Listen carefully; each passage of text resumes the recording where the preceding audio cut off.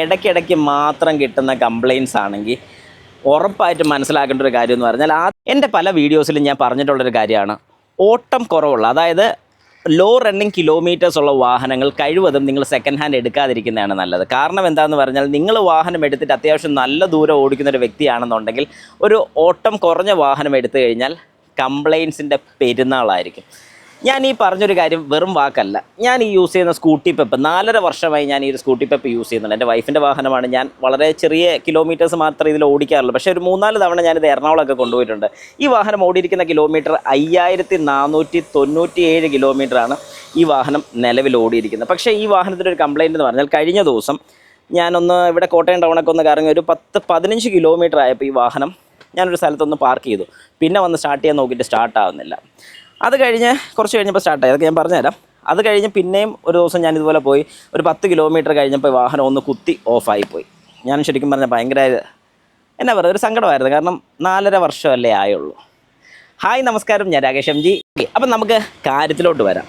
ഞാൻ ഈ വാഹനം പാർക്ക് ചെയ്ത സമയത്ത് ഈ വാഹനം സ്റ്റാർട്ടാകാതെ വന്നപ്പോൾ ഞാൻ ആദ്യം നോക്കിയൊരു കാര്യം, ഇപ്പം നമ്മൾ ഈ ഒരു ഫീൽഡിൽ നിൽക്കുന്നൊരു വ്യക്തിയായതുകൊണ്ട് ആദ്യം ഒബ്വിയസ്ലി എല്ലാവരും ചെയ്യുന്ന പോലെ പെട്രോൾ വരുന്നുണ്ടോ കറണ്ട് വരുന്നുണ്ടോ, ഈ 2 കാര്യങ്ങളാണ് നമ്മൾ ആദ്യത്തെ കൺസേൺ. അപ്പോൾ നമ്മൾ കീ ഓൺ ചെയ്തു. മീറ്ററിൽ ലൈറ്റൊക്കെ കാണിക്കുന്നുണ്ടെങ്കിൽ തന്നെ നമുക്ക് ഏകദേശം മനസ്സിലാവും ഫ്യൂസോ കാര്യങ്ങളോ ഒന്നും പോയിട്ടില്ല. അന്നേരം നമ്മൾ ചെയ്യുന്നൊരു കാര്യം എന്താണെന്ന് പറഞ്ഞാൽ നമ്മുടെ തുറക്കും. ഈ ഒരു വാഹനത്തിൻ്റെ ഏറ്റവും വലിയൊരു അഡ്വാൻറ്റേജ് എന്ന് പറഞ്ഞാൽ ഇത് ഊരിയെടുക്കാൻ ഭയങ്കര എളുപ്പമാണ്. അതായത് ഈ ഒരു കവർ ജസ്റ്റ് ഇങ്ങനെ പൊക്കിയെടുത്താൽ മാത്രം മതി. ഞാൻ തൽക്കാലം ഈ സൈഡിലോട്ടൊന്ന് വെക്കുന്നു. അതിനുശേഷം നമുക്കിവിടെ നോക്കിക്കഴിഞ്ഞാൽ ഫ്യൂവലിൻ്റെ ഫില്ല് ചെയ്യുന്ന ഹോസ്, ഇതാണ് ഇതിൻ്റെ ഫ്യൂവൽ പമ്പ് വരുന്നത്. പിന്നെ ബാക്കിയുള്ള ലൈൻസൊക്കെ നമുക്കിവിടെ കാണാൻ സാധിക്കും. അതായത് നമ്മുടെ TP സെൻസർ വരുന്നുണ്ട്, ഇതിൻ്റെ ECM ആണ് ഈ കാണുന്നത്.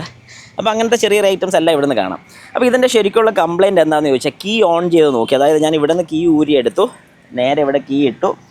അതിനുശേഷം ഫസ്റ്റ് കാര്യം നമ്മൾ നോക്കുന്നത് ഫ്യൂവൽ വരുന്നുണ്ടോ എന്നറിയാൻ വേണ്ടി ഇതാണ് പമ്പിൻ്റെ ലൈൻ. ഈ ലൈൻ ഞാൻ ജസ്റ്റ് ഒന്ന് പുറകോട്ട് ഊരി നോക്കി, ഇങ്ങനെ ഊരി നോക്കി. അപ്പോൾ ഇത് ഊരി നോക്കിയപ്പോഴേക്കും പെട്രോള് വരുന്നില്ല. അതായിരുന്നു കംപ്ലയിൻറ്റ്. അപ്പോൾ പെട്രോൾ വരാത്ത എന്തുകൊണ്ടാണെന്ന് ചോദിച്ചു കഴിഞ്ഞാൽ 2-3 കാര്യങ്ങൾ നമുക്ക് പറയാൻ സാധിക്കും. ഒന്നെങ്കിൽ ഇതിലോട്ട് കറണ്ട് കൃത്യമായിട്ട് കിട്ടാതെ വരുന്നുള്ളതുകൊണ്ട്. രണ്ടാമത്തെ കാര്യം, പമ്പ് ഹീറ്റ് ആയിട്ടുണ്ടെങ്കിൽ അങ്ങനത്തെ ഒരു ഇഷ്യൂ നമ്മൾ ഫേസ് ചെയ്യുന്നതാണ്.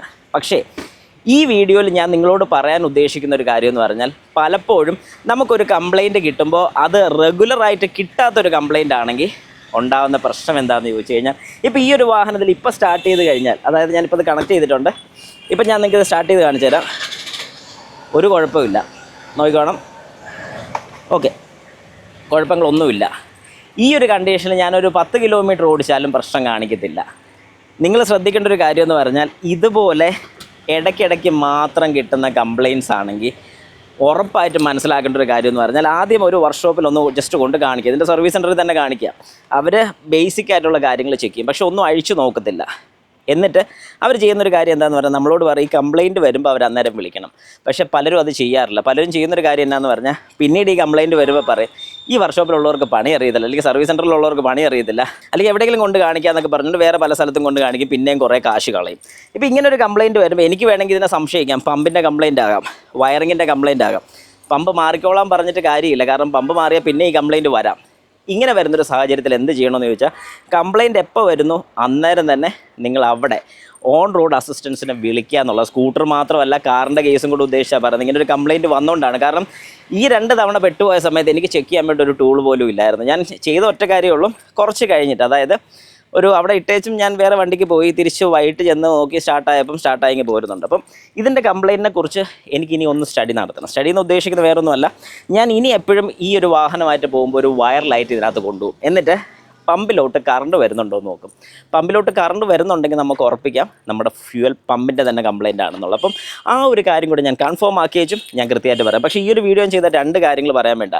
നിങ്ങളുടെ വാഹനത്തിലൊരു കംപ്ലയിൻറ്റ് വരുന്നുണ്ടെങ്കിൽ അത് റെഗുലറായിട്ട് വരുന്നൊരു കംപ്ലയിൻ്റ് അല്ലെന്നുണ്ടെങ്കിൽ ഒറ്റയടിക്ക് പാർട്സുകളെല്ലാം മാറാൻ വേണ്ടി നിൽക്കരുത്. ഏത് പാർട്ടിനാണ് കംപ്ലയിൻ്റ് എന്ന് നോക്കിയിട്ട് മാത്രം മാറാവുള്ളൂ.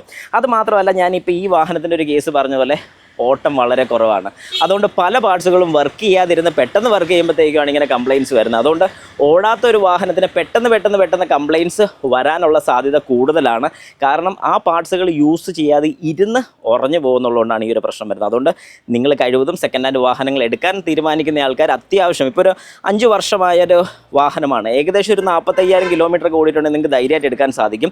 പക്ഷേ ഒരു 5 വർഷമായ ഒരു വാഹനം ആകെപ്പാടെ 10,000 കിലോമീറ്റർ ഓടിയിട്ടുള്ളെങ്കിൽ എടുക്കാതിരിക്കുന്നതാണ് നല്ലതെന്ന് ഞാൻ റെക്കമെൻഡ് ചെയ്യും. ഇനി നിങ്ങളുടെ കമൻസും കൂടെ ഒന്ന് തരിക.